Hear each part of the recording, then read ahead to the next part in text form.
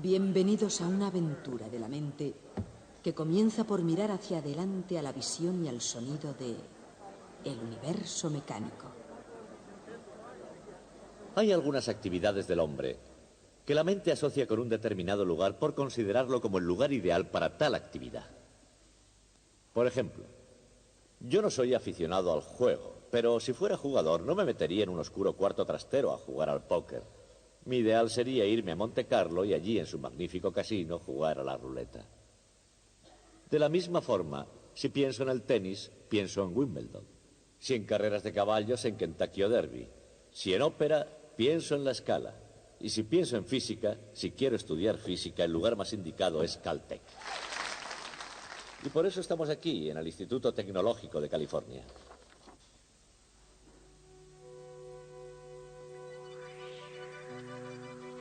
Hay una rama de la ciencia, llamada cosmología, que tiene que ver con el pasado, el presente y el futuro del universo, como un todo. ¿Cómo comenzó el universo? ¿Cómo evolucionó? ¿Cómo seguirá evolucionando? Y en la ciencia hay también otra rama, en el campo de la física para ser más exactos, que se llama mecánica. La mecánica se ocupa de algo que tal vez tenga poco que ver con la filosofía, pero no por eso es menos profunda. ¿Cómo empezó la mecánica? ¿Y hacia dónde va? ¿Cómo funciona?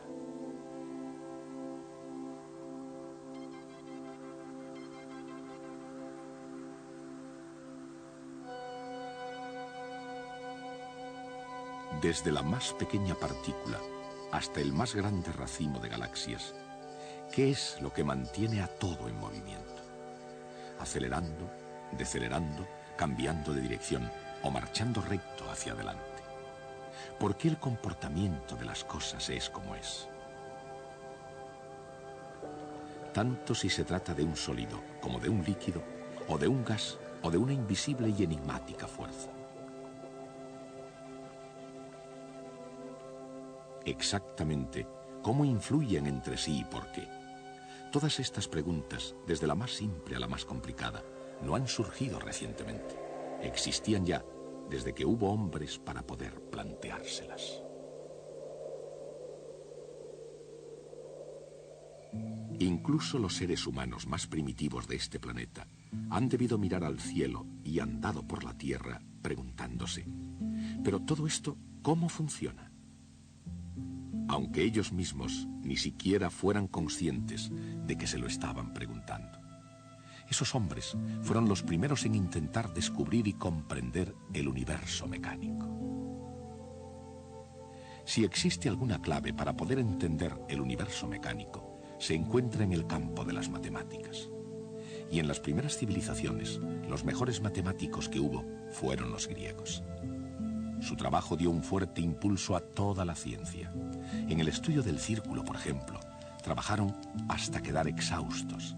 Y eso fue precisamente lo que dio lugar al número pi. A pesar, o mejor aún debido a tantos descubrimientos geniales, los griegos se quedaron retrasados. Una vez superada la Edad de Oro, concedieron menos importancia a las preguntas que a las respuestas. Así que el mundo, preguntándose demasiado poco, conjugó la mecánica de Aristóteles con las ideas de Platón. Y finalmente, la sabiduría tradicional acabó aceptando el sistema solar de Ptolomeo, según el cual los planetas giraban uniformemente alrededor de la Tierra exactamente en círculos.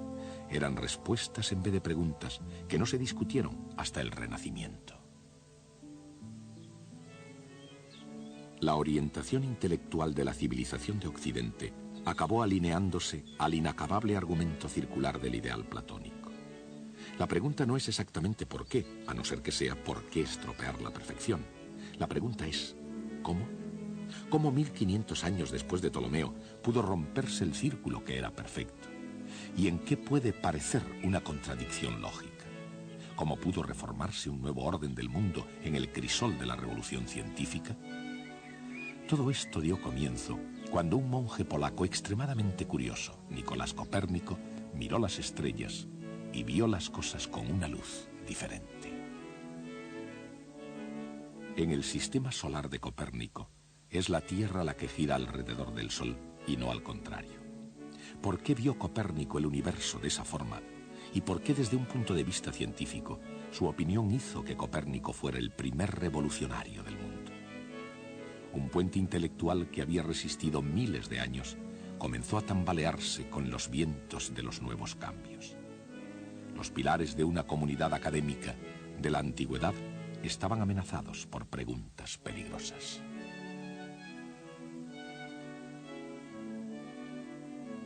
Y nadie mejor preparado para llenar aquel vacío intelectual que Galileo Galilei. Aunque el pensamiento aristotélico aún era regla para el mundo del Renacimiento italiano, Galileo Galilei fue la excepción a la regla. Pensaba como Copérnico y además tenía la fuerza de sus convicciones. En otras palabras, tenía la idea correcta, pero en un tiempo incorrecto. Sus comprobaciones y sus críticas se elevaron en defensa del status quo. Si la Tierra gira efectivamente, ¿por qué cuando cae una pelota desde una torre, la de Pisa, por ejemplo, cae rectilínea y no cae en la ciudad próxima?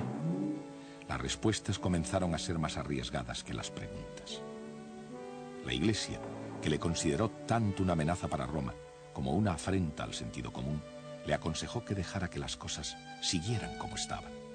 Pero Galileo, tanto en la teoría como en la práctica, explicaba sus hallazgos cuando ya todo estaba dicho y hecho, y demostraba así lo que parecía ser imposible.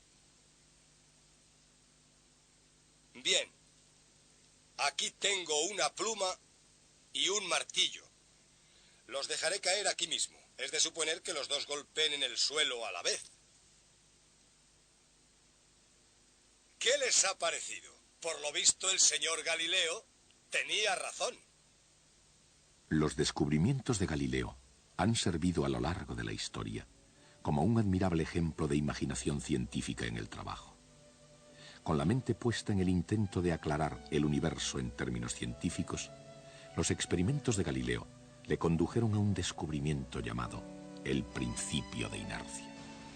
Con una extraña perspicacia científica previó con exactitud la trayectoria parabólica de los proyectiles, así como la caída de los cuerpos. Incluso ahora en nuestros días, si se piensa en ello, todas las cuestiones que se plantean después de esos experimentos son tan retadoras como las de hace 3 siglos. ¿Cómo pudo Galileo calcular la trayectoria de un proyectil? Y al hacerlo, ¿cómo pudo impulsar las matemáticas hacia el futuro? En aquellos tiempos en que para creer algo era necesario demostrarlo, ¿cómo pudo refutar lo que se percibía como obvio sobre la caída de los objetos? ¿Cómo podía llegar al suelo un martillo y una pluma al mismo tiempo?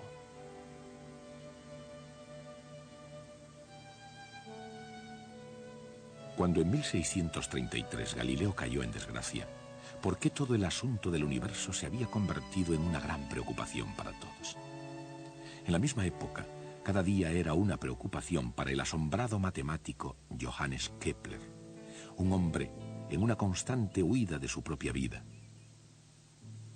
Una vida de soledad y pobreza, falto de amor y persiguiendo brujas y espíritus inferiores asociados a ellas. Su propia existencia era una especie de desafío. Seguramente ningún otro hombre habrá hecho tantos sacrificios para captar la verdad científica como Kepler. Pero, por otra parte, ningún descubrimiento humano pudo demostrar tanto su verdad como las leyes de Kepler. Las leyes de las elipses, la ley de las áreas iguales y la tercera ley de Kepler, la ley del movimiento de los planetas, la ley de la armonía. Kepler se introdujo en la cámara secreta del cosmos con sus leyes del movimiento planetario como llave. Sin embargo, al haber explicado más bien el cómo que el por qué funciona el sistema solar, tuvo que quedar relegado a permanecer en el umbral del universo mecánico. Había llegado el momento en el que algún otro diese el paso final.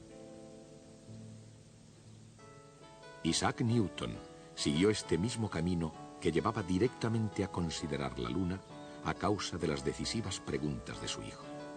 ¿Por qué cae una manzana? Si una manzana cae, ¿por qué no cae la luna? Si la manzana y la luna caen por una misma razón, ¿por qué no cae la luna estrellándose contra la Tierra?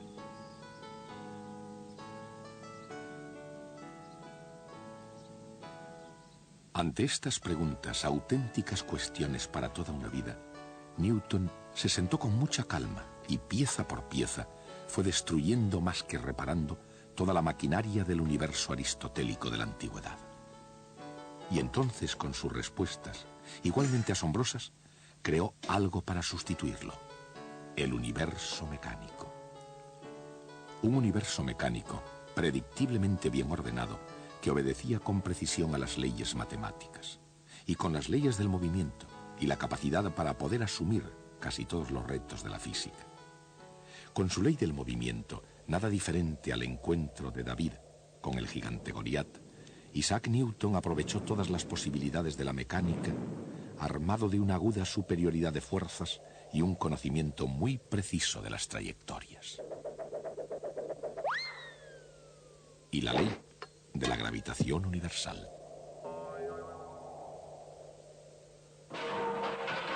Newton llegó a ser un experto más que cualquier otro ser humano antes que él. Por ello atrajo gran atención y una considerable fanfarria. No obstante, para la ciencia las respuestas son solo una parte del pasado, mientras que el futuro pertenece a las cuestiones que vayan surgiendo. Lo cual quiere decir que incluso las leyes de Newton solo fueron un comienzo en la dirección correcta. Por ejemplo, en los tiempos actuales se puede dirigir un proyectil con precisión matemática. ¿Cómo se hace eso? Parte de la respuesta es un instrumento llamado giróscopo. ¿Y cómo funciona? Y en el conjunto del universo mecánico, ¿por qué una rueda de bicicleta incluso es una especie de giróscopo? El momento angular es la clave de la respuesta. Pero, ¿qué es el momento angular? ¿Por qué es de vital importancia en el universo? Desde el borde cortante de la más lejana galaxia a los remolinos de agua que vemos en la bañera familiar, el momento angular mueve todo en círculos. Entre otras cosas, ese movimiento en círculos nos sirve para ir bien de hora. Y pocas cosas nos gobiernan hoy en día con tanta regularidad como la mecánica del tiempo. Pero desde que el hombre lo tiene en sus manos, su preocupación por él apenas es un fenómeno reciente. Lo que, en comparación, sí es muy reciente, es el fenómeno de la exactitud en el tiempo. Se fue aproximando poco a poco, día a día, durante 4000 años, hasta que por fin se llegó al entendimiento del movimiento armónico. ¿Qué es el movimiento armónico? Y cuando llega abajo y arriba, ¿cómo funciona exactamente?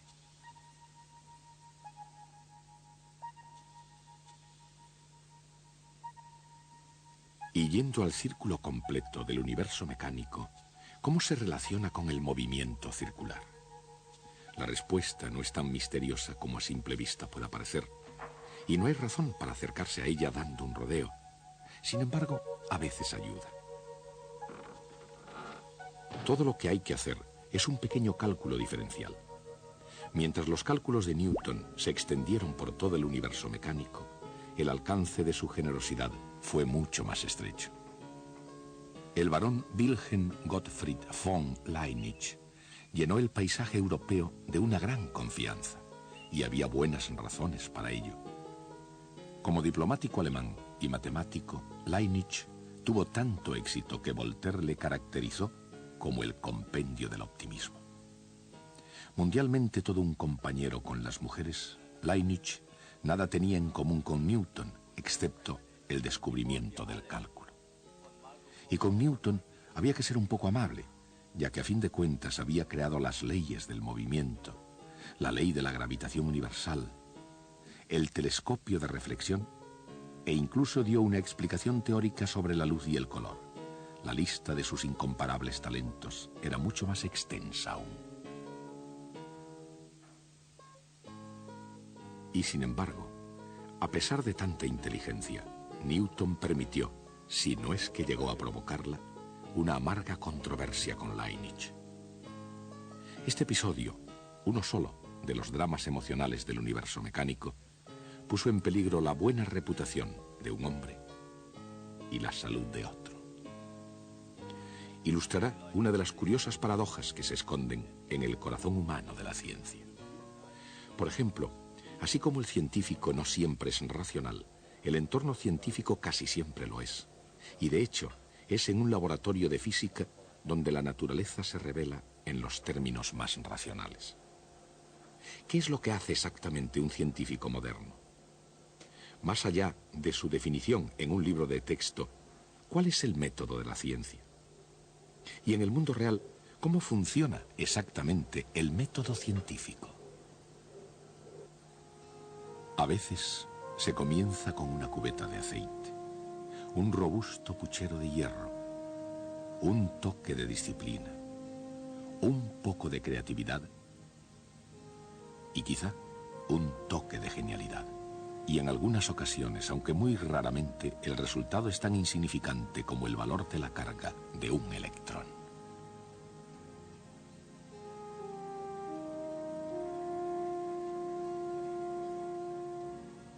¿Quién fue este físico y de qué medio se pudo servir para llegar a ser uno de los hombres más famosos de la historia de la ciencia? En el pasado, presente y futuro, los físicos están siempre fascinados por los misterios de la naturaleza. Por ejemplo, por la naturaleza misteriosa de la luz. Luz. Solo poder captar esa idea ha sido algo tan difícil como entender la casi incomprensible inmensidad del universo. La velocidad de la luz ha sido aún más difícil de entender. ¿Por qué tiene un valor específico? ¿Por qué se le llama constante fundamental? Y exactamente, ¿qué es una constante fundamental en la naturaleza? Henry Cavendish conoció la respuesta al medir la constante universal de la gravitación de Newton. Para medirla, Cavendish no solo pesó el extenso imperio británico, él pesó todo el planeta. ¿Cómo pudo hacer eso? Sin duda alguna, no fue jugando al billar.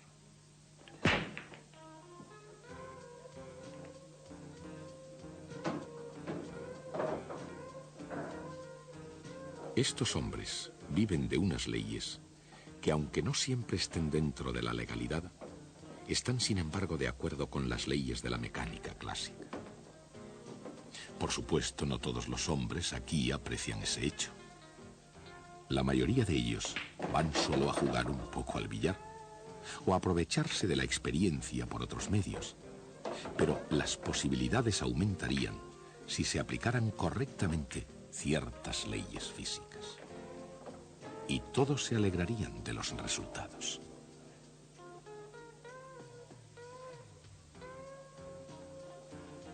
Los efectos dependen de la ley de conservación del momento, que al igual que el juego de billar, tuvo su origen en Francia.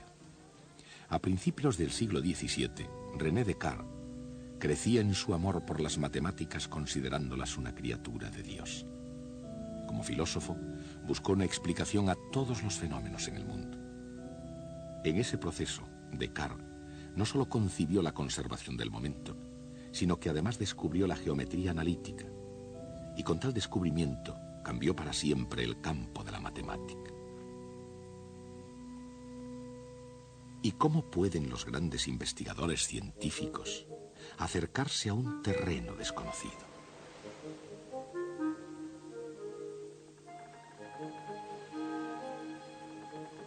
Y cuando algo ha sido ya descubierto, ¿cómo puede alguien entrometerse y reclamar el mérito? En el campo de la ciencia, desde la electricidad a la mecánica, muchas veces se ha dado el mérito no al primero que hizo un gran descubrimiento, sino al último. Probablemente algo así le ocurrió a James Prescott Joule, que no fue el primero en investigar en el campo de la conservación de la energía. Pudo muy bien haber sido el noveno científico que llegó a la ley de la conservación de la energía. Pero fue Joule, como Cristóbal Colón, quien obtuvo la fama. ¿Por qué? En el gran conjunto de cosas, ¿eso qué importa? El gran almacén del cosmos tiene hoy en día en sus estanterías tanta energía como el primer día en que las ventanillas del universo se abrieron para empezar a despachar sus asuntos. Por otra parte, si nunca se pierde la energía, ¿Por qué se cansan los músculos? ¿Y por qué caen las masas? La energía mecánica, así como todo ejercicio en general, tiene mucho que ver con velocidad y posición.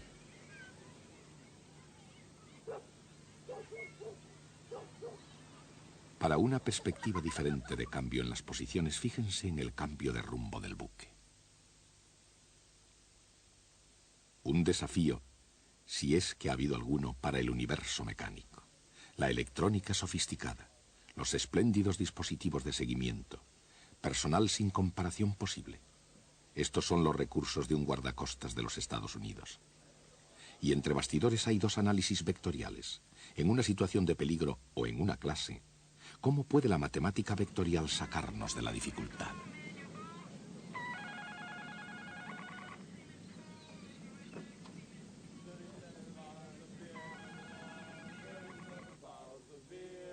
En el serio mundo de la ciencia, la matemática vectorial puede hacer milagros. Así es que la pregunta no sería si puede sacarnos de una dificultad, sino si tiene que hacerlo. Por otra parte, ¿es esto música? ¿O se trata de una grabación en cinta Memorex? Un anuncio comercial ilustra tanto una reproducción excelente como un fenómeno físico de resonancia. ¿Pero qué es la resonancia? ¿Y cómo son sus muchas formas oídas por todo el universo mecánico? ¿Cómo puede una simple voz humana, aunque sea tan potente como la de Ella Fitzgerald, producir tan demoledores efectos? Y en la inmensa atmósfera del universo mecánico, ¿cuáles son otras formas de sonido y de violencia? Estos tres hombres emprendieron un viaje que superó al de cualquier explorador de la Tierra, desde que se iniciaron los primeros pasos hacia lo desconocido. Pero su destino había sido previamente determinado por ingenieros, científicos, técnicos, visionarios, investigadores y pilotos de prueba. Y estaban dotados de magníficos planos y del mejor equipo. Pero como el cohete mismo, surgía una pregunta inminente. ¿Cómo es posible ir desde aquí hasta allí? Históricamente hablando, los cohetes espaciales no van a ninguna parte si detrás de ellos no hay un estudiado plan. E incluso en nuestros días no pueden ir muy lejos si no es con la ayuda de la mecánica clásica. ¿Quiénes son estos pilotos espaciales? ¿Qué buscan más allá del mundo cotidiano? ¿Y qué es lo que descubren a veces de modo sorprendente? Desde Johannes Kepler en adelante, los mecánicos celestes pudieron calcular los movimientos del sistema solar. Pero el milagro de la era espacial ha conseguido que el cielo sea pasable a la vez que posible. Y eso sería, seguramente, lo que el padre de la mecánica clásica soñó. Eso es lo que ahora hacen los pilotos espaciales. En una ciencia todos los científicos son pilotos y exploradores. El destino del hombre siempre ha sido la búsqueda. Y su estrategia siempre tuvo algo que ver con aprender y enseñar, con imaginación y lógica, con ensayos y errores, con arriesgarse e ir hasta el límite. No solo la estrategia que se quiera emplear, sino el propio universo pueden llegar a convertirse en una especie de juego cósmico.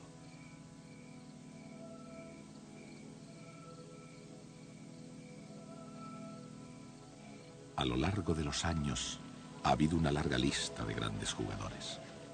Algunos de ellos jugando según las reglas y otros por libre, pero todos ellos compartiendo una necesidad común. Ellos tenían que jugar en serio. Se ha jugado durante mucho tiempo y en cierto sentido, este juego nunca acabará. En mi opinión, nuestra asignatura, la mecánica clásica, forma parte del más importante descubrimiento en la historia de la humanidad. Antes, la visión que nosotros teníamos del universo era la misma que habíamos heredado de los antiguos griegos, especialmente de Platón y Aristóteles. Las esferas de cristal de los cielos eran inmutables, serenas, eternas y perfectas. Y solo aquí abajo, en este mundo inferior, había confusión, decadencia, desorden y muerte.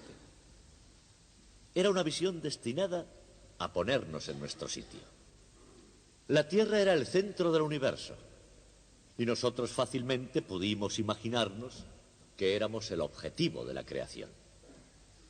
Pero llegaron Copérnico y Kepler y Galileo, y Newton. Y entonces nos encontramos con que estábamos viviendo en una mota de polvo en un rincón perdido del universo.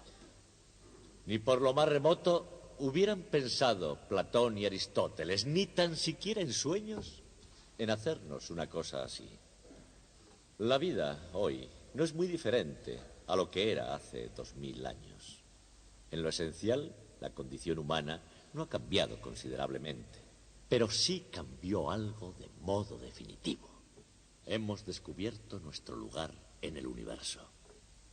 Por eso este descubrimiento es tan importante. Ahora nuestra tarea consiste en conocer qué se descubrió exactamente, cómo se llegó a ello y quién lo hizo. Comenzaremos por uno de los más importantes hallazgos de Galileo Galilei. Ese será nuestro próximo tema.